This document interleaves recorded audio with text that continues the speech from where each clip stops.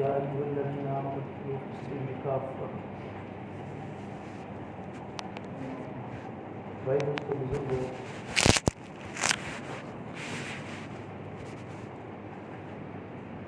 دنیا میں جتنی مخلوقات ہیں ان تمام مخلوقات میں سب سے افضل انسان مخلوق ہے، اشرف مخلوق ہے۔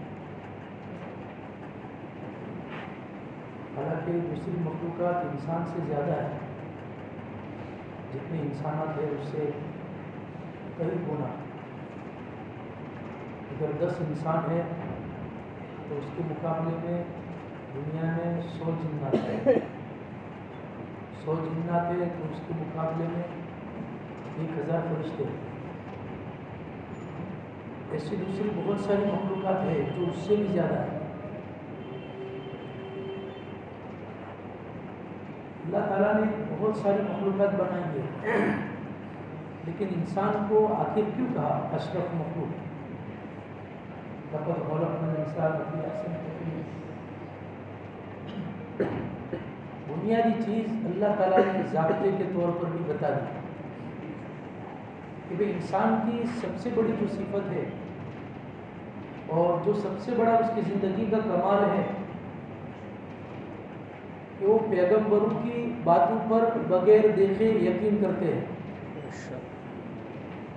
پیغمبروں کی باتوں پر بغیر دیکھے یقین کرتے ہیں، بعض بعد موت کی چیزوں پر، وہ چیزیں جس کو نظر نہیں آتی، جو ہم نہیں دیکھ سکتے، ہماری آنکھوں میں وہ طاقت نہیں ہے، وہ قدرت نہیں ہے۔ بہت ساری چیزیں جو ہم دیکھنے کی طاقت نہیں رکھتے۔ سورج ہے، سورج کا سارے لوگ اقرار کرتے کہ ہے، لیکن دیکھنا چاہے تو اس کی طرف ہاتھ اٹھا کر نہیں دے سکتے۔ جس طریقے سے سورج کی روشنی، حالانکہ وہ تو معمولی روشنی ہے، لیکن اللہ کی ذات کی جو روشنی اور جو نور ہے وہ تو ہزاروں لاکھوں کروڑوں اس سے بھی زیادہ روشنی ہے۔ ایک تجلی پہاڑ پر گر جاتی ہے تو پہاڑ ریزہ ریزہ ہو جاتا ہے۔ تو اللہ تعالیٰ کی تجلیات، اللہ کا نور کون دیکھ سکتا ہے؟ وہ طاقت نہیں ہے، لیکن اللہ کے نبی صلی اللہ علیہ وسلم نے ہم کو بتا دیا کہ بھئی اللہ تعالیٰ کی ذات واحد اکیلی ہے، ہمیشہ سے ہے، ہمیشہ رہے گی۔ انسان ہمیشہ سے نہیں ہے، لیکن ہمیشہ رہے گا، یہ ہمارا عقیدہ ہے۔ اور اللہ تعالیٰ ہمیشہ سے ہے اور ہمیشہ رہے گا۔ ساری دنیا ختم ہو جائے گی لیکن اللہ تعالیٰ کی ذات باقی رہے گی۔ پھر قبر کی زندگی ہے۔ قبر ایک لمبا مرحلہ ہے، بلکہ وہ ایک عالم ہے، وہ ایک عالم ہے۔ مفتی شفیع صاحب نے بتایا، لکھا ہے معارف القرآن میں 80,000 عالم ہے، اس طریقے سے 80,000 عالم ہے۔ اور اس طریقے سے قبر ایک عالم ہے۔ دنیا میں جس طریقے سے ہوا کی دنیا ہے، اس طریقے سے آگ کی بھی دنیا ہے۔ جس طریقے سے آگ کی دنیا ہے، اس طریقے سے برف کی بھی دنیا ہے، پانی کی بھی دنیا ہے۔ یہ عالم ہے۔ اللہ پاک نے یہ عالم جو بنایا ہے، ساری دنیا کے جتنے بھی عالم ہیں، تمام عالموں میں سب سے زیادہ افضل جو انسان ہے، وہ انسان اسی لیے ہے کہ بھئی اس کا یقین اللہ کی ذات پر ہے۔ اور یقین اسی کو کہتے ہیں، یقین کی تعریف اور یقین کا معنی یہی، توکل یہی کہ بھئی جو آنکھوں سے دکھائی نہیں دیتی، جس کو اللہ تعالیٰ نے بیان کر دیا، اللہ کے نبی صلی اللہ علیہ وسلم نے بتا دیا، اس کے اوپر یقین کرنا۔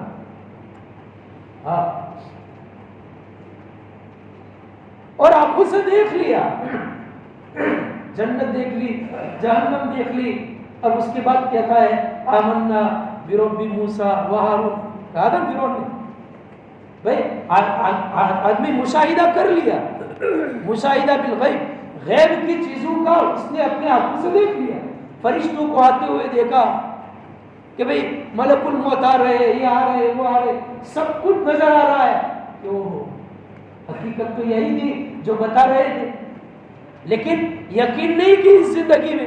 اب اس کے بعد آدمی کہتا ہے میں ایمان لاتا ہوں، کلمہ پڑھتا ہوں، تو بتاؤ گرگرے کی حالت میں جس کو کہتے ہیں سکرات کی حالت جس کو کہتے ہیں، سکرات میں حالت میں آدمی دوسرے عالم میں منتقل ہونا شروع ہوتا ہے، اس وقت تو اس کو سب چیزیں نظر آنا شروع ہو جاتی ہیں۔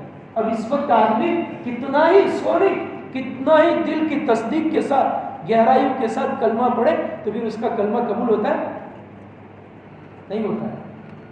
ہاں توبہ کا دروازہ وہاں تک کہ بھئی آپ پر سکرات طاری ہو گئی اور سکرات کی گرگرے کی کیفیت طاری ہو گئی، اس سے پہلے جو کرنا ہو کر لو، وہ کیفیت کے بعد آپ کے اعمال کا دروازہ بند، کہ اس کے بعد تو آپ دیکھ کر کہہ رہے ہیں۔ ہاں صحابہ کرام رضوان اللہ اجمعین نے جو یقین بنایا تھا وہ غیب پر اس بنیاد پر بنایا تھا۔ ہاں اپنے قربانیاں، محنت، مجاہدے دین کی نسبت پر ایسی محنت کی، ایسی قربانیاں کی، ہاں اور اللہ تعالیٰ کو ایسا منوایا کہ انہوں نے اپنے آنکھوں سے ہر محنت پر، ہر فکر پر، ہر درد پر، ہر دعا پر اللہ کی مدد آتے ہوئے دیکھی۔ حالات بگڑتے تھے، اللہ سے مانگتے تھے، اللہ مدد کر دیتے تھے۔ اور جن کا یقین کمزور ہوتا تھا، پھس پھسا ہوتا تھا، دیکھا دیکھی ہوتا تھا، غزوہ خندق میں کیا ہوا؟ ایک طبقہ تھا جن کا یقین، جن کا توکل مضبوط تھا، ہاں بالکل پہاڑوں جیسا گڑا ہوا تھا، سمندروں جیسا گہرا تھا، ہاں آسمان کی طرف بلند پر تھا، تو کتنے ہی سخت ترین حالات آئے، ٹھنڈی ہے، ہوائیں چل رہی ہے، کئی دن سے فاتح ہے، گھر بالکل لاوارث چھوڑے ہوئے ہیں، عورتیں اکیلی ہیں، ان کی دیکھ بھال کے لیے کوئی نہیں، یہ تو ادھر مدینے کی حفاظت کے لیے باہر آئے ہوئے، مدینے کے کنارے پر ہے جہاں خندق کھودی گئی ہے، لیکن اللہ کی ذات پر یقین تھا۔ اور کچھ منافقین تھے جن کا یقین، جن کا ایمان دیکھا دیکھی تھا، پھس پھسا تھا، چنانچہ کیا ہوا؟ اللہ کے نبی صلی اللہ علیہ وسلم کو آگے کہتے ہیں ہمارے گھر میں کوئی نہیں ہے، اکیلے ہیں، دیکھ بھال کرنے والے نہیں ہیں، یہ عذر آتے ہیں بھائی یہ عذر آتے ہیں ہمارے، ہاں یہ منافقین غزوہ خندق کے ٹائم پر، وقت پر یہ عذر بیان کر رہے تھے، کوئی نہیں ہے، دیکھنے والا نہیں، پوچھنے والا نہیں، کرنے والا نہیں۔ ارے بھائی وہ لوگ اپنے گھر والوں کو دیکھنے کے لیے گئے اور صحابہ کی جماعت ایمان کی حفاظت اور دین کی مدد کے لیے، نصرت کے لیے حضور صلی اللہ علیہ وسلم کے ساتھ جمی رہی، نتیجہ نکلا کیا؟ یہ تو امتحان تھا، یہ تو امتحان تھا، چنانچہ جو ان کا ہوا جو ان کا ہوا، ہاں آخر میں ناکام ہوئے، اور اللہ کے نبی صلی اللہ علیہ وسلم نے صاف کہہ دیا کہ آئندہ کوئی کفار اور کوئی باطل ہمارے پر چڑھائی نہیں کرے گا، اب ہم پہل کریں گے اور اللہ کی مدد آئے گی۔ تو بھائی یقین جب مضبوط ہوتا ہے تو آدمی حالات میں اور مضبوط ہوتا ہے، ہاں اس حالات میں اللہ کی قدرت دیکھتا ہے، اللہ کی مدد دیکھتا ہے۔ ہاں آدمی کا آپریشن ہو رہا ہے تو اس کو یقین ہے کہ میں صحت مند ہوں گا، سرجری ہو رہی ہے کہ بھئی ہاتھ ٹوٹ گیا ہے، ہاتھ فریکچر ہو گیا ہے، یہ ہے تو بھئی کیوں ہاسپٹل جا رہے، کیوں آپریشن میں جا رہے کہ بھئی آپریشن کے بعد یہ جو تکلیف ہے وہ تکلیف ختم ہو جائے گی۔ حالات ہمارے جو ہے، ہم جو پریشان ہیں، جو ہم مصیبت زدہ ہے، میرے بھائیوں یہ حالات جو ہے وہ ہمارے یقین کو بڑھانے کے لیے آئے ہیں۔ انما العسر یسر فانما العسر یسر، ہاں حالات ہمارے یقین کی سطح کو بڑھانے کے لیے، اسی لیے انبیاء علیہ السلام کو بھی اللہ نے حالات میں رکھا اور ان کو بھی دیکھا کہ بھئی یقین کتنا بڑا ہے۔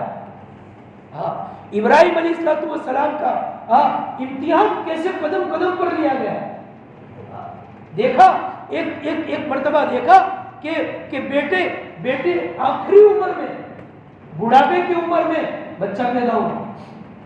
اب جب چاپاؤ چلنے لگا اور اچھا خاصا بچہ چلنے لگا، اللہ تعالیٰ کی طرف سے امتحان کہ بھئی کیا کرو، ذبح کرو. خواب میں بات بتائی، اور انبیاء کا خواب وہی ہوتا ہے. ہاں ہمارے خوابوں کی کوئی گارنٹی نہیں، لیکن انبیاء علیہ السلام کی خواب وہی کے برابر ہے. کیوں کہ ان کا دل سوتا نہیں ہے. یہ بھی ہمارا عقیدہ ہے. ہاں عقائد کی لسٹ، عقائد کون سے ہیں وہ سمجھنے چاہیے. انبیاء علیہ السلام کا دل، ہم سوتے ہیں تو ہمارا دل کیا ہو جاتا ہے؟ سو جاتا ہے. اسی لیے ہمارے سونے کی حالت میں ہمارا وضو ٹوٹ جاتا ہے. انبیاء علیہ السلام کا وضو نہیں ٹوٹتا. کیوں نہیں ٹوٹتا؟ کیونکہ ان کا دل نہیں سوتا. ہاں تو ان کے اوپر حالات آتے تھے انبیاء علیہ السلام پر، اور ان حالات کے اندر انبیاء علیہ السلام کا یقین اور زیادہ مضبوط ہوتا ہے. چنانچہ کہا اور کر گزرے. لیکن ہوا کیا اللہ تعالیٰ نے اس قربانی کو مانگا تو کیا لے لیا؟ بھئی ذبح کرو، تو ذبح کرنے کے لیے اللہ نے کہا، تو اللہ تعالیٰ نے اس کو ذبح کرنے کا کہا کہ اس قربانی کو لے لیا؟ نہیں. اللہ اندر کے جذبات کو دیکھے کہ آپ کے جذبات کیا ہے. چنانچہ اپنی جو چہیتی اولاد تھی اس کو بھی اللہ کے نام پر قربان. آدمی کو دو چیزوں سے، مال سے، اولاد سے محبت ہوتی ہے. قرآن کریم نے بھی کہا انما اموالکم واولادکم فتنہ. حضرت تھانوی نے یار دیکھو، ہر لفظ کا ترجمہ معنی اعتبار سے نہیں ہوتا ہے، لفظی اعتبار سے نہیں ہوتا ہے، معنی کے اعتبار سے بھی ہوتا ہے. حضرت تھانوی نے بیان القرآن میں فتنہ کا ترجمہ امتحان کیا ہے کہ بھئی مال اور اولاد یہ امتحان ہے. کیوں کہ حدیث کے اندر بتایا اس کی تشریح کے طور پر کہ اولاد ثواب جاریہ بھی ہے. اگر اولاد ثواب جاریہ نہیں ہے، فتنہ ہی ہے، تو پھر دین کہاں سے ہوگا، ثواب جاریہ کہاں سے ہوگا؟ امتحان ہے. اگر ان اولاد کے اوپر صحیح طریقے سے محنت کی، صحیح تربیت کی، تو یہ اولاد ثواب جاریہ بنے گی. اور اگر محنت نہیں کی، توجہ نہیں دی، تربیت نہیں کی، ہاں بچہ ہے چھوٹا ہے، ارے ایک مرتبہ شادی کا موقع ہے، ایک مرتبہ ارمان پورے کر لینے دو. ارے بھائی زندگی میں ہر ٹرننگ پوائنٹ ایک ہی ہوتا ہے اور اسی میں سب کچھ ڈالنے کا ہوتا ہے. جون سا رنگ ڈالو گے وہ چڑھے گا. ہاں بھائی پانی کھول رہا ہے، زعفران ڈالو، صابن ڈالو، زعفران ڈالو، صابن ڈالو. زعفران ڈال دیا تو پانی کے قطرے قطرے میں خوشبو ہی خوشبو، صابن ڈال دیا تو پانی کے قطرے قطرے میں کچھ بھی سکے گا. ہاں بس اسی طریقے سے زندگی کے یہ جذباتی کچھ موقع ہے. اسی لیے اللہ پاک نے کہا کہ بھئی تم کو خوشیوں میں اور غموں میں، دونوں راستوں میں کیا کریں گے؟ آزمائیں گے، امتحان لیں گے. ہاں اولاد کے ذریعے سے، پھر مال کے ذریعے سے. صرف ہمارا امتحان نہیں، انبیاء کا بھی امتحان. انبیاء کا بھی ابراہیم علیہ السلام کا امتحان کون سے راستے سے لیا جا رہا ہے؟ اولاد کے راستے سے. کہ آپ کو اپنی اولاد سے بہت محبت نظر آتی ہے، دیکھتے ہیں ہم سے زیادہ محبت ہے یا اپنے اولاد سے؟ اولاد کو قربان کرو. ہاں میرے بھائیوں دعوت کی نسبت پر اللہ کے بندے ایسے ہیں کہ گھر کے اندر جنازے پڑے ہیں، اللہ کے راستے میں نکلنے کا وقت آیا ہے.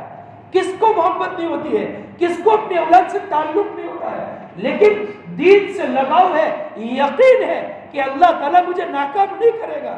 جنازہ دوسروں کے حوالے میری ترتیب ہے. کہا جا رہا ہے ہاں یہ نبیوں کے صفات اللہ پاک اس امت کے اندر پیدا کر رہے ہیں. ہاں مال کے دوسری محبت اموالکم، کہ مال کی امتحان. چنانچہ ابراہیم علیہ السلام کا بھی امتحان ہوا، مال کا بھی. بکریاں چرا رہے یکسور سے جنگل میں چرا رہے. دیکھو امتحان میں آدمی اسی وقت کامیاب ہوتا ہے جب آدمی کو اندر بنیادی یقین ہو. اگر یقین پھس پھسا ہوگا تو دیکھے گا دوسرا موقع ہے. ارے یہ موقع کے علاوہ دوسرا موقع ہے، بعض چیزیں ہوتی ہے. ہمارے گاؤں کے ایک مولانا مولانا قاسم صاحب قریشی بنگلور والے رحمۃ اللہ علیہ، اکثر ساتھیوں نے دیکھا ہوگا. اور یہاں بازو میں مولانا صاحب بیٹھے تھے، یہ حیات ہے. ساتھ میں بیرون بھی وقت لگا ہے، سال بھی لگا ہے بہت. وہ خود بیان کر رہے تھے ایک موقع ہوتا ہے بھائی، ایک وقت اور ایک گھڑی ہوتی ہے، اس گھڑی کو آدمی قدر کر لے تو بن جاتا ہے.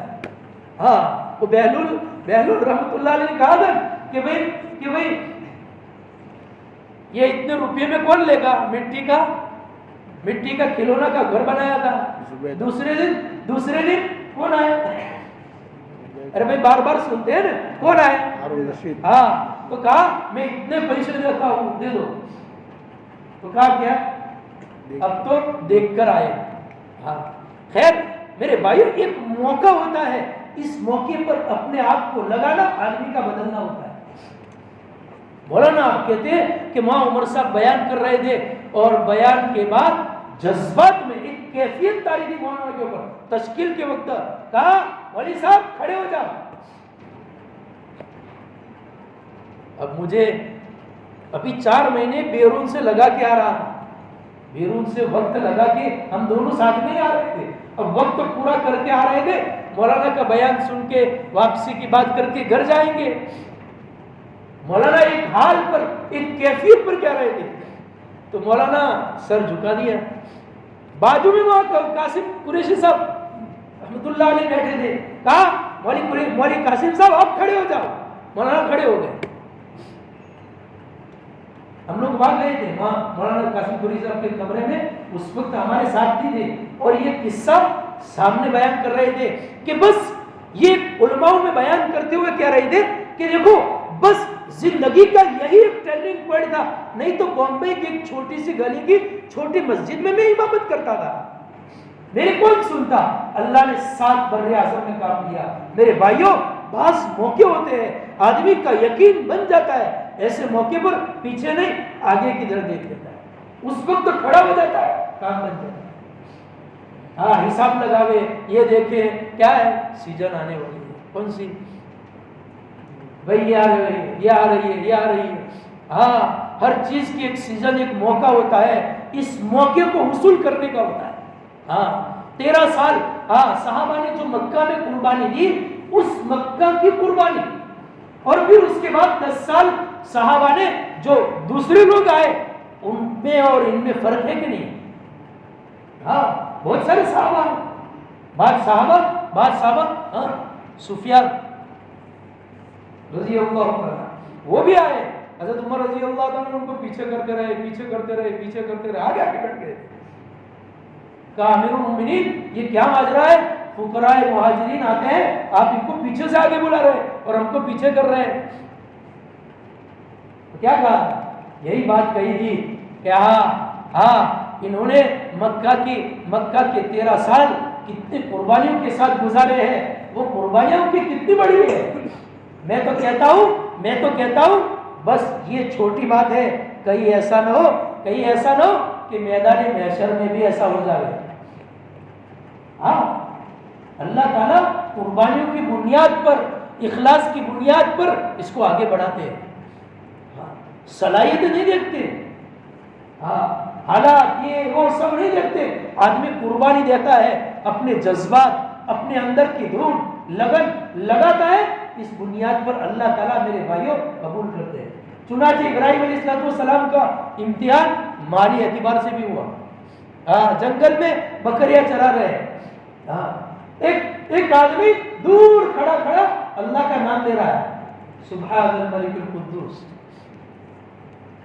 اب کہتے ہیں جس کا لگاؤ ہوتا ہے، جس سے لگاؤ ہوتا ہے، محبت ہوتی ہے، اس آدمی کا دھیان آٹومیٹک اس طرف کھینچ جاتا ہے.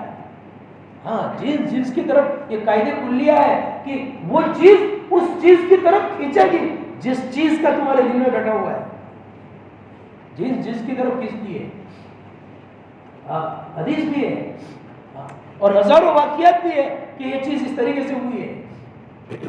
چنانچہ ابراہیم علیہ السلام نے پورے کان ادھر کیے، دیکھا ارے بھائی آپ نے میرے رب کا نام لیا ہے ایسے حالات میں، ایسے موقع پر جہاں دنیا میں کفر ہی کفر ہے، ایک مرتبہ اور لے لو۔ تو انہوں نے کہا کہ بھئی دو گے کیا؟ میں دوں گا، اللہ کا نام لوں گا، لیکن اس کے بدلے میں مجھے کیا دو گے؟ کہ بھئی یہ بکریاں ہے، آدھی بکریاں دے دوں گا۔ ہاں ہم حساب لگاتے ہیں۔ ہاں ابراہیم علیہ السلام نے اللہ کے نام کے اوپر کوئی حساب نہیں لگایا، یا امتحان ہو رہا ہے۔ صحابہ نے اللہ کے نام پر لگانے میں گھر میں جھاڑو لگا دیے، ہاں ٹاٹ پہن لیا، حساب نہیں لگایا کتنا لگ رہا ہے، کتنا لگنے والا ہے، کتنا بچا، لگا دیا۔ جو صلاحیت تھی، جو طاقت تھی، سب کچھ لگا دیا۔ پھر اللہ تعالیٰ نے کیسے مدد کی؟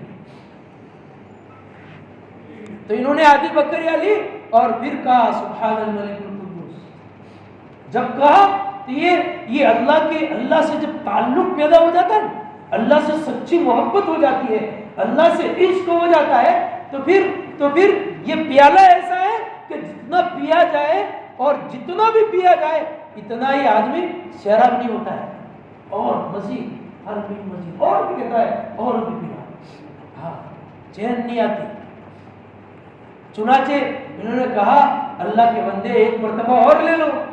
کہا آپ کیا دو گے؟ کہا آدھی بکریاں بچی ہے وہ دے دوں گا۔ کہا ٹھیک ہے۔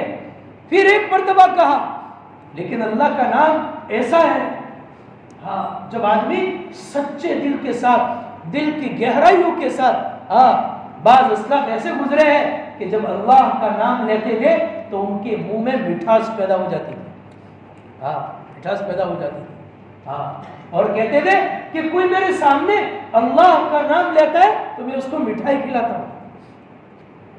ہاں کیوں؟ کہ انہوں نے میرے سامنے میرے رب کا نام لیا، انہوں نے میرا منہ میٹھا کیا، میں ان کا منہ میٹھا کیا۔ ہاں چنانچہ انہوں نے پھر سے کہا، اب دو سودے تو ہو گئے تھے، بکریاں پوری دے دی۔ کہا بھائی ایک مرتبہ اور کہو۔ کہا کہ اب کیا دو گے؟ دینے کے لیے کچھ ہے نہیں۔ کہا بھائی دینے کے لیے تو کچھ نہیں ہے، لیکن تمہاری بکریاں چرانے کے لیے تو کوئی چاہیے نا، میں چرایا کروں گا بس۔ سودا کتنا؟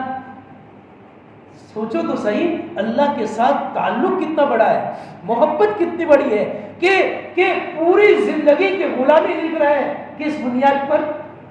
صرف میرے رب کا ایک مرتبہ نام لے لو۔ ہاں چنانچہ انہوں نے اور لیا۔ پھر اس کے بعد کہا کہ بھائی کوئی میں انسان نہیں ہوں، میں تو ایک فرشتہ ہوں، اللہ نے بھیجا ہے، بس تمہاری آزمائش ہے کہ یہ بکریوں کی قیمت تمہاری زیادہ ہے یا پھر میرے رب کا نام تمہارے دل میں زیادہ ہے، یہ سب تمہارا ہے۔ چنانچہ اللہ پاک نے اس امتحان کے بعد، کتابوں میں لکھا ہے کہ اس امتحان کے بعد اللہ تعالیٰ نے کہا کہ جاؤ ابراہیم سے آج سے کہہ دو کہ وہ ابراہیم خلیل اللہ کہلائے۔ خلیل اللہ یعنی اللہ کا دوست، ہاں وہ ہم سے سچا پیار کرتے ہیں، سچی محبت کرتے ہیں۔ یقین کتنا کامل تھا کہ آگ میں نمرود نے ڈال دیا ہے، فرشتے اوپر سے آ رہے، پانی برسا دوں، ہوا کا فرشتے آ رہے، ہوا سے اڑا دوں؟ کہا نا میرے لیے تو میرا رب کافی ہے، سب چلے جاؤ۔ ہاں اللہ تعالیٰ نے اپنی قدرت کا مظاہرہ کیا، ہاں اپنی قدرت کا مظاہرہ کیا۔ اللہ تعالیٰ عام طور پر اپنی سنت کے خلاف نہیں کرتے، آگ کا اثر کرنے دیتے کہ اثر ہے اس میں، جلانے کا اثر ہے اس کو باقی رکھا ہے، جس چیز کا جو اثر ہے اس میں اثر باقی ہے۔ لیکن اللہ پاک بعض مرتبہ اپنا نظام اور اپنی سنت کے خلاف بعض مرتبہ اللہ پاک اس کو مظاہرہ کرتے ہیں، اسی کا نام معجزہ اور اسی کا نام کرامت ہے۔ چنانچہ اللہ تعالیٰ نے حکم بھیجا آگ کو، بردم و سلامہ، ایسی زیادہ ٹھنڈی بھی نہیں زیادہ گرم بھی نہیں، سلامت والی بن جائے۔ ہاں हालात आएंगे, आदमी का ईमान बढ़ेगा। इब्राहिम अलैहिस्सलाम 40 दिन तक उस आग में सुकून से रहे, बहुत आराम से रहे। हाँ, कोई तकलीफ नहीं, कोई परेशानी नहीं, चश्मा भी है और फिर अनार का दरख्त भी है, सारी नेमत है, सुकून से। ऊपर से फिरौन की, अरे नमरूद की बेटी हालात देख रही है कि अरे आग इतनी ऊंची जला दी है कि ऊपर आसमानों में अगर कोई चिड़िया, कोई परिंदा वहां से गुजरता है तो भी जल के भून के नीचे आ जाता है। लेकिन इतनी सख्त आग में इब्राहिम अलैहिस्सलाम तो बड़े ठट से, आराम से, सुकून से, चैन से। सारी दुनिया वावेला इब्राहिम अलैहिस्सलाम का क्या होगा, अरे क्या होगा, अरे भाई वो तो वहां सबसे ज्यादा मीठी नींद से सो रहे हैं। बस मेरे भाइयों, जब यकीन कामिल हो जाएगा, यकीन सच्चा और पक्का हो जाएगा, हालात में आदमी इतना ही मुतमईन होगा। हाँ, हमारे अकादमी के ऊपर सख्त तरीन हालात आए, लेकिन इन हालात के अंदर वो दिल के एतबार से बिल्कुल मुतमईन थी। हाँ, अल्लाह की तरफ हज़रत माँ गंगोई रहमतुल्लाह अलैह के पास दारुल देवबंद के ऊपर एक मर्तबा किसी ने बहुत चढ़ा दिया। अब बहुत शिकायतें गई। अब नोटिस आया कि भाई आपकी तफ्तीश की जाए। कोई आदमी, भाई अब हम जाते हैं रास्ते के अंदर, हम सारे डॉक्यूमेंट सब कुछ होता है, फिर भी वो कोई बहाना निकाल ही देते हैं भाई। अब वो दारुल उलूम देवबंद में इतने हजारों के एतबार से बच्चे और इतना अमला, अब कोई एक चीज निकाल कर फिर ये करेंगे वो करेंगे। तो हमारे अकाबिरीन का तरीका था, अल्लाह वालों के पास जाकर दुआओं की दरखास्त करते थे।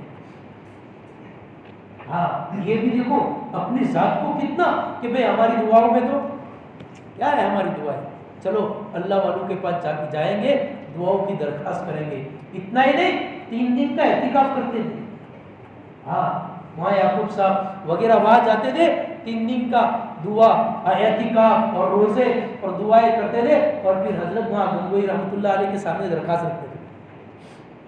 चुनाचे दरखास्त रखी, कहा ठीक है इंशाअल्लाह अल्लाह ताला आफियत का मामला करेगा। जब मामला टल गया, थोड़े दिन के बाद, महीने 2 महीने ऐसा हुआ, क्यों मामला कैसे टला कि वबाई बीमारी फैल गई, वहां देवबंद और अतराफ में वबाई बीमारी फैल गई, तो उसके आने का प्रोग्राम कैंसिल हो गया। लेकिन जब हालात साजगार हो गए तो फिर से आवाज आई कि भाई अब आ रहे हैं, तफ्तीश होगी, ये होगी, नोटिस आना शुरू हो गई। तो ये लोग फिर से गए। तो हज़रत गंगोई रहमतुल्लाह, देखो यकीन, हज़रत गंगोई रहमतुल्लाह अलैह ने कहा कि भाई भेजा हुआ आ रहा है, कान पकड़कर काम ले लीजिए। भेजा हुआ आ रहा है, हाँ, कान पकड़कर काम ले लीजिए। मेरे दोस्तों, वहां से तो वो गलत नीयत से आए थे, लेकिन जब दारुल उलूम देवबंद की बॉर्डर में और गेट में दाखिल हुए, तो उस वक्त आकर कहने लगे, आप इतना बड़ा मदरसा चलाते हैं, आपको कोई तकलीफ तो नहीं है? तो उलमाओं ने पूरा मदरसा दिखाया कि भाई ये साइड में दारुल उलूम जो देवबंद के पीछे का जो नई जगह है, वहां पर एक बहुत बड़ी गटर की लाइन जाती थी कि भाई इसकी बदबू और इसका कीचड़ वगैरह आ जाता है, तकलीफ होती है, इसका कोई इंतजाम कर दो तो अच्छा। तो इसने फटाफट वही खड़े साइन कर दिए और पास कर दिया, चला। तो मेरे भाइयों, असल हमारे अकाबिरीन, हमारे असलाफ, ये यकीन, हजरत जी मौलाना यूसुफ साहब रहमतुल्लाह अलैह कहते थे अपने बयान में कि देखो मेरे वालिद मौलाना इलियास साहब रहमतुल्लाह अलैह कब्र में से उठकर आकर यूं कह दे कि मियां यूसुफ, मौलवी यूसुफ, मैंने काम को यूं ही चालू कर दिया था, मुझे कुछ, हाँ, मौलाना यूसुफ साहब के महफूजात हैं। तो मौलाना यूसुफ साहब रहमतुल्लाह अलैह फरमाते हैं कि मैं इस बात पर भी यकीन नहीं करूंगा, बल्कि इस बात पर मुझे यकीन है, चाहे कितना ही कह दिया जाए, मेरे वालिद साहब आकर कह रहे, कोई भी कह रहे, मैं इस बुनियाद के ऊपर काम नहीं कर रहा, मैं तो देख रहा हूं कि अल्लाह ताला इस काम की बुनियाद पर अपने गैबी निजाम को कैसा हरकत में लाया, अल्लाह कैसे मदद उतार रहे हैं। हाँ, अजाब के उतरे हुए अजाब दिख रहे हैं, अजाब नाजिल हो रहे हैं, دکھ رہے, لیکن جماعتیں پیدل جاتی ہے اور پیدل جماعتیں جانے کے بعد روانہ ہوتی ہے. اور یہاں پر یہی اللہ والے کہتے ہیں کہ ہم دیکھ رہے ہیں کہ جو عذاب, جو ظلمتیں آسمان سے نازل ہو رہی تھی وہ واپس جا رہی ہیں. ہاں, یہ ایسے ہی نہیں, یہ قربانیاں اور محنت. اسی لیے جن لوگوں نے حضرت جی وہاں یوسف صاحب رحمۃ اللہ علیہ کی بات سنی ہے, فجر کے بعد جب بات کرتے تھے تو بات سننے والے یوں سمجھتے تھے ابھی اللہ سے ملاقات کر کے آ رہے ہیں. اتنا یقین اور یقین کی بنیاد پر بات کرتے تھے کہ اچھے لوگوں کو یاد ہے. ہاں, وہاں ابو کلام صاحب حضرت ایک مرتبہ کہا کہ بھائی یوں مت کرو, ایسے یہ لفظ مت بولو. کون سے؟ کہ بھائی ہمارا یقین صحیح ہو جائے گا تو یہ ایٹم بم پیاز کے چھلکوں کی طرح اڑنے لگیں گے. یہ بار بار بولتے تھے, یوں کہتے تھے. تو وہاں ابو کلام آزاد نے کہا کہ کچھ لفظ ہیں حکومت کے, یہ بولنا بند کر دو. کہ وہاں بہت کھلبلی بچ جاتی ہے, ان لوگوں کے اندر بہت خوف پیدا ہوتا ہے کہ یہ کچھ کر دے گا. تو مولانا یوسف صاحب رحمۃ اللہ علیہ نے ان کے سامنے آدھا پونا گھنٹہ تک یقین کے اوپر. تو مولانا ابو کلام نے کہا حضرت جی, کہا مولانا یوسف صاحب جاؤ, آپ چلے جاؤ, آپ کام کرتے رہو, آپ کا محافظ اللہ ہے, کوئی کچھ نہیں بگاڑ سکے گا. ہاں میرے بھائیو دوستو بزرگوں, یقین ہمارا مضبوط اثاثہ ہے دنیا سے جانے کے لیے. اور دنیا سے جانے کے بعد سب مراحل پر سب سے بڑی چیز جو ہم کو ساتھ دے گی وہ یقین کی بنیاد ہی ہے. ساری دنیا کے جتنے بھی طریقے ہیں, جتنی بھی چیزیں ہیں, محنت کا آخری نتیجہ یہی نکالتے ہیں کہ بھئی یقین حاصل ہو گیا تو سب کچھ حاصل ہو گیا, اور یقین حاصل نہیں ہوا تو چاہے ہواؤں میں اڑے, ہواؤں میں اڑے, دریاؤں پر کھڑے ہو جاوے, چلے, یہ تو کوئی بڑی چیز نہیں ہے. یہ تو بہت ساری چیزیں ہیں, بہت سارے لوگ کرتے ہیں, اپنا کرتب دکھاتے ہیں بہت سارے, لیکن یہ ہمارے پاس بنیادی چیزیں نہیں ہے. بنیادی چیز ہمارا یقین ہے کہ بھئی خوشیوں میں, غموں میں, ہر حال میں اللہ کی ذات پر یقین کہ بھئی یہ خوشیاں دائمی نہیں ہے, تھوڑی دن میں کیا ہو جائے گی, ختم ہو جائے گی, اور اللہ کے حکم پر عمل کریں گے یہ ہمیشہ کے لیے باقی رہے. یہ غم کے دن ہمیشہ کے لیے نہیں ہے, تھوڑے دن ہے, تھوڑے دن میں ختم ہو جائیں گے, لیکن اللہ کے احکامات پر رہیں گے تو اللہ تعالیٰ کامیاب کریں گے. صحابہ کے اوپر دونوں حالات آئے کہ ان کو چاروں طرف سے ایسے حالات میں ڈالا, اللہ کے نبی صلی اللہ علیہ وسلم نے خود فرمایا مجھے جتنا ڈرایا گیا, جتنا دھمکایا گیا, جتنا ستایا گیا, اتنا کسی اور کو نہیں گیا. پھر اس سے کہا, پھر اللہ تعالیٰ نے فتوحات کے دروازے بھی کھولے. صحابہ ان حالات میں کیسے جمے, حالات آئے لیکن حالات میں کیسے جمے. جمانے والی ذات ایک اندر کا یقین تھا کہ بھئی ہر حال میں اللہ کی مدد آئے گی. حضرت بلال رضی اللہ تعالیٰ کو یہی ایک بات کہی جاتی تھی کہ بھئی آپ احد مت کہو. حالات آتے تھے, تکلیفیں دیتے تھے, لیکن وہی ایک بات. حضرت ابوبکر صدیق رضی اللہ تعالیٰ کے جھوڑ سے قرآن مت پڑھو, اور ستاتے تھے, لیکن یہی ایک بات. صحابہ کا یقین مضبوط ہوا تھا.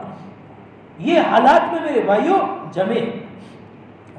پھر اس کے بعد اللہ تعالیٰ نے بشارت, پھر اسی طریقے سے فتوحات کے دروازے کھولے اور پھر آزمایا. دنیا چاروں طرف سے ریل پیل ہو گئی. ان حالات میں صحابہ نے اپنے آپ کو کتنا نبھایا. ہر مخلص مومن کے اوپر زندگی کے یہ دو حالات ضرور آتے ہیں. جب اخلاص کے ساتھ, دین کے ساتھ اپنے آپ کو وابستہ کر لیتا ہے, اپنی ذات کو لگا لیتا ہے. یہ میری بات نہیں ہے, حضرت شیخ زکریا رحمۃ اللہ علیہ نے لکھی ہے, آپ بیتی میں لکھی ہے, دوسرے جز میں, دوسری جلد میں. ہر سچے, ہر مخلص مومن کے ساتھ ابتدائی حالات ناگواری کے آئیں گے. یہ امتحان کے طور پر آئیں گے. دیکھیں گے کہ آدمی ان حالات میں کتنا جمتا ہے.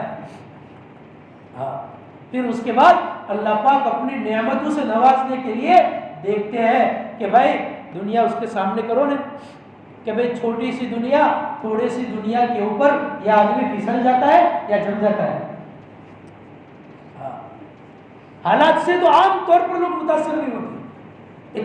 ایک طبقہ، محدود طبقہ ہوتا ہے، لیکن جو سچا ہوتا ہے، مخلص ہوتا ہے، قربانی کا مزاج ہوتا ہے، تو عام طور پر یہ راستے سے پار ہو جاتے ہیں، حالات میں بھی قربانی دے کر چلے جاتے ہیں. لیکن دوسرا مرحلہ، جب قربانی دیتے اللہ پاک دوسرے طبقے کا امتحان لینا شروع کرتے ہیں اور دنیا آہستہ آہستہ پھیلانا شروع کرتے ہیں، اس وقت آدمی کی وہ نمازوں کی کیفیت، وہ ذکر کی کیفیت، وہ تہجد میں پہلے 8 رکعت، کیوں کہ حضور صلی اللہ علیہ وسلم 8 رکعت پڑھتے تھے، اور 8 رکعت کیسی لمبی، 8 رکعت کیسے پڑھتے تھے؟ لمبی. دعا کیسی؟ اللہم انت السلام و منک السلام، نہیں، لمبی دعا ہوتی تھی، دیر تک ہوتی تھی، اور دعا میں یوں محسوس ہوتا تھا کہ ابھی اور مانگے، لمبی دعائیں ہوتی تھی، دیر تک ذکر میں دل لگتا تھا. قرآن کریم 1 پارہ نہیں، 2 پارہ نہیں، 5 پارے پڑھتے تھے، لیکن دل میں ابھی اور پڑھنے کا شوق ہوتا تھا. یہ حالات میں. لیکن دنیا جب آتی ہے، اگر اس دنیا کو آدمی اس طریقے سے استعمال کرے جیسے پانی کا جہاز، علامہ رومی نے یہی مثال دی ہے کہ بھائی یہ دنیا پانی ہے اور جہاز، ہم ایک سفر میں ہیں، ہماری زندگی ایک سفر ہے، کہ بھئی ہم کو تو اس دنیا کا استعمال اس طریقے سے کرنا ہے، کیونکہ اس کے بغیر بھی کام تو 2 ٹائم کھانا تو ہے نا، کپڑے بھی پہننے، گھر بھی ہے، بیوی بچے بھی سب ہے، اس کا استعمال تو کرنا ہے، ضروریات لگی ہوئی ہے. لیکن ان ضروریات کو مقصد تو نہیں بنا دیتا کہ پہلے نمبر تو نہیں لا دیا، پہلے اس کو دوسرے نمبر پر رکھا تھا، ابھی پہلے نمبر پر لا دیا. تو کیا ہوا؟ علامہ رومی رحمۃ اللہ علیہ نے پھر کہا کہ دیکھو جہاز پانی کا استعمال اتنا ہی کرتا ہے کہ بس اس پر سے چل دیا، پیچھے نہیں دیکھتا. اتنا بڑا سمندر چھوڑ دیا، اذان ہو رہی ہے، ارے 5 گراہک بڑے آئے ہیں، نماز تو بعد میں بھی جا کے پڑھی جا سکتی ہے. ارے بھائی پانی ہے، دریا ہے، آگے چھوڑو پیچھے چھوڑو، بس چھوڑ دو، اللہ کا حکم ہے، امتحان ہے. ابراہیم علیہ السلام اللہ کے اس امتحان میں بکریوں کا حساب لگاتے تھے تو کامیاب ہوتے تھے. حساب نہیں کہ کون کتنا چھوڑتا ہے، اس وقت اس دنیا میں امتحان میں ہے.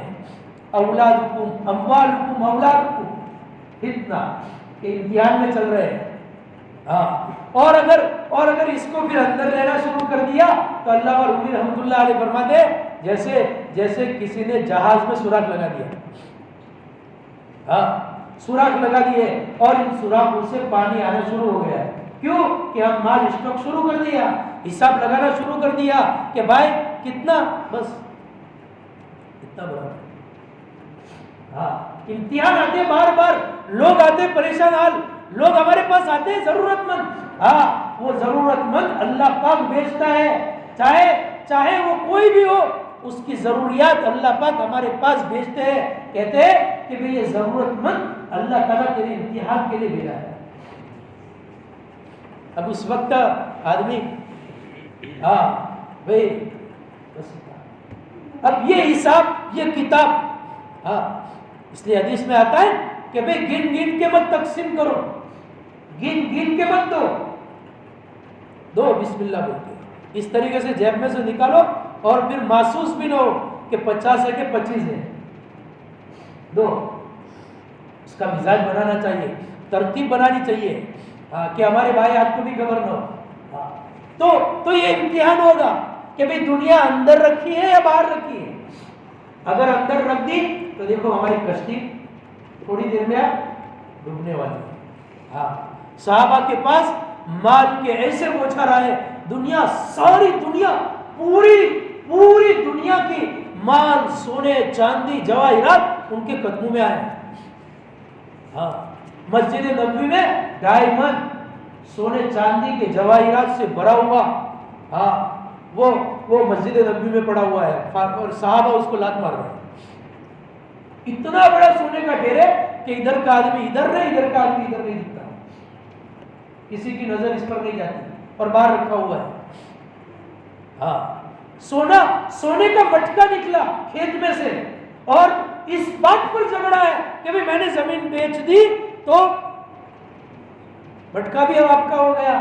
کہا بھائی میں نے تو زمین مٹی خریدی ہے، یہ سونے کا یہ خزانہ نہیں خریدا ہے، آپ کا ہے. اب قاضی کے پاس جھگڑا کس بات کا پہنچا؟ یہ تمہارا ہے، میرا نہیں ہے.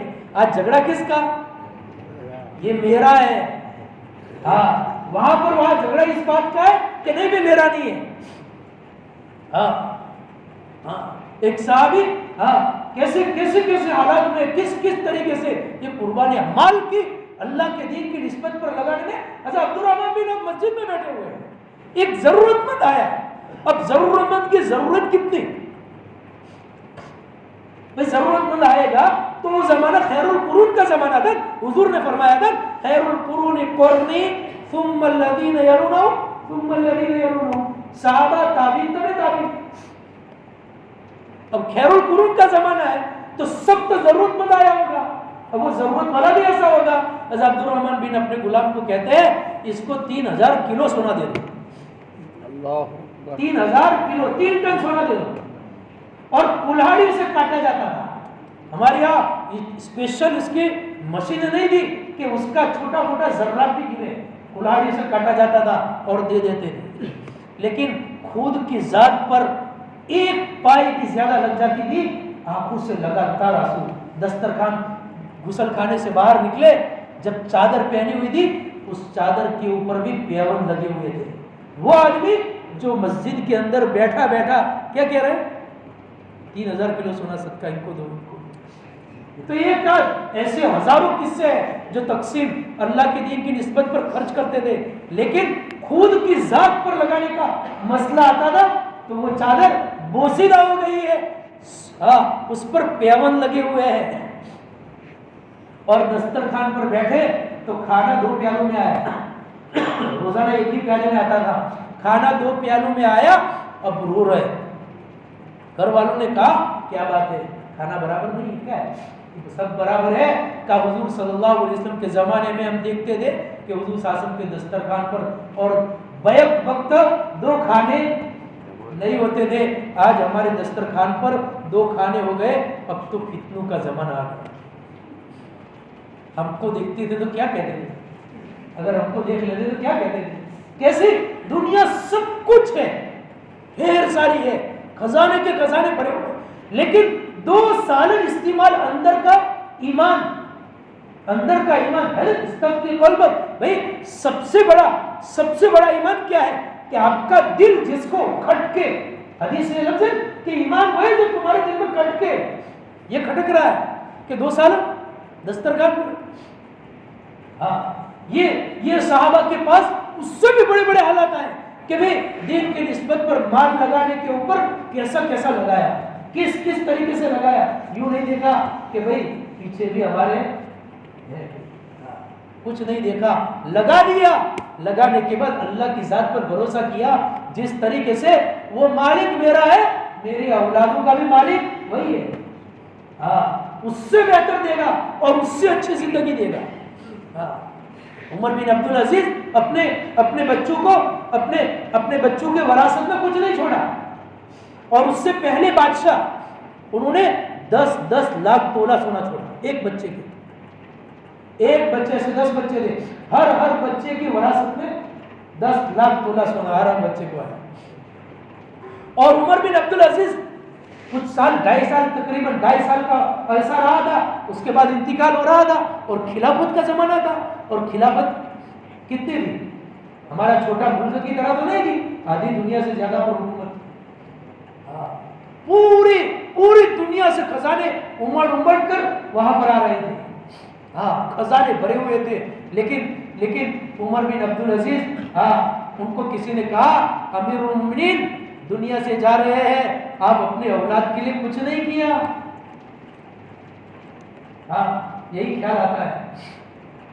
میرے بھائیوں بچوں کی تربیت بنیادی چیز پر کرا دو. دیکھو دنیا سے جاؤ گے قبر میں ہنسیں گے، خوشی خوشی رہیں گے۔ اگر اولاد کو دنیا کی بنیاد پر تربیت کی، دنیا ہی دنیا دل میں بھری، یاد رکھنا یہ مثالیں ہمارے سامنے کھلی ہوئی ہے۔ عمر بن عبدالعزیز نے کہا کہ اگر میری اولاد نیک ہے تو ان کا کفیل اللہ ہے، اور اگر وہ صالح نہیں ہے، نیک نہیں ہے، تو ایسی اولاد کے لیے کچھ کرنا بھی بیکار ہے۔ ہاں، اور تھوڑی دیر کے بعد انتقال ہو گیا۔ چنانچہ وراثت میں آدھا 50-50 پیسے آئے، جتنا چھوڑا تھا ایک بچے کے حصے میں کتنے 50-50 پیسے، آدھا دینا۔ اور وہاں 10-10 لاکھ، زیادہ عرصہ نہیں پورا، 2.5 سال کا عرصہ، وہاں 2.5 سال پہلے 10 لاکھ اور یہاں 2.5 سال کے بعد 50 پیسے۔ لیکن تاریخ کتابوں میں یہ پورا تفصیل سے قصہ لکھا ہے کہ تھوڑے دن کے بعد حالات لوگوں نے اپنے آنکھوں سے دیکھے کہ جامع مسجد کے سیڑھیوں کے کناروں کے اوپر وہ 10 لاکھ کے وارث کٹورا لے کر بھیک مانگ رہے تھے۔ اور یہ عمر بن عبدالعزیز کی اولادیں جو اللہ کے بھروسے پر چھوڑی تھی اور تربیت صالح اور نیک اور مکمل دینداری پر کی تھی، چنانچہ انہی کی اولاد عمر بن عبدالعزیز رحمت اللہ علیہ کی اولاد مسجد میں بیٹھے بیٹھے دین کے ایک تقاضے پر 100 گھوڑے ساز و سامان کے ساتھ خیرات کرتے تھے۔ وراثت میں کچھ چھوڑا نہیں، لیکن اولاد خوش و خرم، اور یہاں ہزاروں لاکھوں کروڑوں کا چھوڑا۔ لیکن یہ بنیادی یقین ہے میرے بھائی، ہمارے نبی نے جو بنیادی یقین بنایا ہے کہ بھئی اس بنیاد کے اوپر ہماری زندگی کا معاملات، معاشرت، آخرت، یہ ساری بنیادیں آگے ہماری معاشرہ بھی اس یقین کی بنیاد پر بنے، انشاءاللہ پھر دیکھو اللہ تعالیٰ کیسے دنیا کی اور آخرت کی زندگی کامیاب کرتے ہیں۔ اس لیے میرے بھائیوں دیکھو، یا بیٹھے بیٹھے تسبیح لے کر پڑھ لیا، ثواب تو مل جائے گا، یقیناً ملے گا، لیکن اندر یقین۔ حضرت تھانوی رحمۃ اللہ علیہ کا ایک ملفوظ ہے کہ یقین تو ٹھکرے کھانے کے بعد ہی آتا ہے، اور قرآن کریم نے بھی کہہ دیا بھائی والذین جاہدوا فینا، بھائی ہم ہدایت تو کب دیں گے؟ جاہدوا، مجاہدے کریں گے، ہاں ناگواریاں برداشت کریں گے، تکلیفیں اٹھائیں گے، جد و جہد کریں گے، اس کی بنیاد پر ہی ہدایت دیں گے۔ اس لیے اللہ کے راستے میں نکلنے میں آدمی کو ضرور ہچکچاہٹ ہوتی ہے، حالات سامنے ہوتے ہیں، کاروبار سامنے ہوتے ہیں، بیماریاں ساری بھر کے سامنے آتی ہے، کوئی نہ کوئی عذر سامنے آتا ہے، لیکن ایسے موقع پر میرے بھائیو ہمت کر کے اپنے آپ کو آگے بڑھاؤ، انشاءاللہ آدمی کے دل میں وہ خیر ہوگی، اور اس خیر کی جد و جہد ہوگی۔ اللہ اس وقت تک موت نہیں دیں گے جب تک کہ وہ دل کی خیر اللہ حاصل نہ کرے۔ اس لیے بتاؤ، اللهم لك الحمد حمدا دائما مع دوامه، اللهم صل على محمد النبي الأمي وعلى آله وسلم تسليما، ربنا هب لنا من أزواجنا وذرياتنا قرة أعين واجعلنا للمتقين إماما، اللهم اهدنا واهد بنا واهد الناس جميعا، اللهم أرنا الحق حقا وارزقنا اتباعه، وأرنا الباطل باطلا وارزقنا اجتنابه، اللهم قني عذابك يوم تبعث عبادك، اللهم اغفر لي واغفر لي، اللهم اغفر لي واغفر لي، اللهم اغفر لي واغفر لي، اللهم باقية كباقية الولي، اللهم باقية كباقية الولي، اللهم باقية كباقية الولي، جزا الله عنا محمدا ما هو أهله صلى الله عليه وسلم، سبحان ربك رب العزة عما يصفون وسلام على المرسلين.